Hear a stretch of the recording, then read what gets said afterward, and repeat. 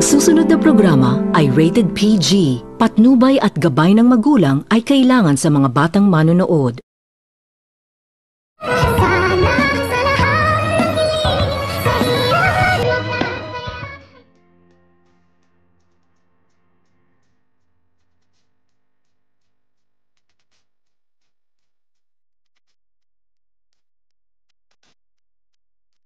Pagkatapos nitong mapakiusapan ni Dr. Tanyag ang kanyang anak na itong si Annalyn na tumakas na umano ito at iwanan na umano nito ni Annalyn ang kanyang ina na itong si Lynette dahil alam umano nito ni Dr. Tanyag na hindi umano nito sasaktan ni Dr. Carlos ang kanyang ina dahil mahal na mahal umano nito ni Dr. Carlos si Lynette sa kadahilanan na napilitan itong si Annalyn na tumakas upang makahingi ito ng saklulo at dito nang makatakas na itong si Annalyn at nang makalabas na ito ay agad nitong tinawagan ni Annalyn ang kanyang ama na itong si Dr. Tanyag at sinabi nito ni Annalyn na nagtagumpay umano siya at nakalabas na umano ito at agad nitong kinumusta ni Annalyn ang kanyang ina kung ligtas na ba umano ang kanyang ina at kung saan na umano nito dinala ni Dr. Carlos. At dito agad naman din itong sinabihan ni Dr. Tanyag itong si Annalyn na nandoon umano sa kabilang kwarto at narinig umano nito ni Dr. Tanyag na mayroon umanong sinasabi si Dr. Carlos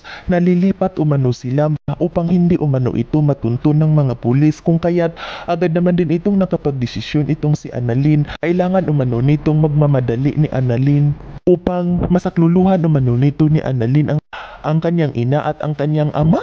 At dito agad itong nagtatanong si Annalyn kung nasaan umano ang presinto at agad naman din itong nagtungo itong si Annalyn at nang makarating na itong si Annalyn sa presinto ay agad itong nakikipag-ugnayan sa mga pulis, ngunit agad naman din itong kinausap ng mga pulis itong si Annalyn na nakahanda na umano sila, ngunit natatakot lang umano ito dahil nagsalita umano itong si Dr. Carlos na kapag makita umano nito ni Dr. Carlos na mayroon umanong mga pulis ay hindi umano ito magdadalawang isip na barilin itong si Dr. Tanyag at hindi lang umano itong si Dr. Tanyag dahil pati pa umano asawa ni Dr. Carlos na itong si Lynette.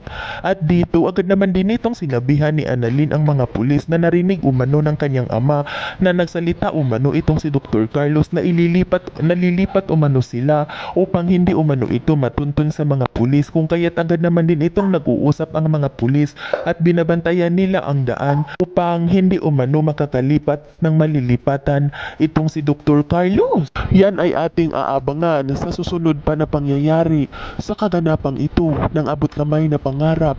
Huwag mong kalimutang isubscribe at i-hit ang notification bell ng aking channel.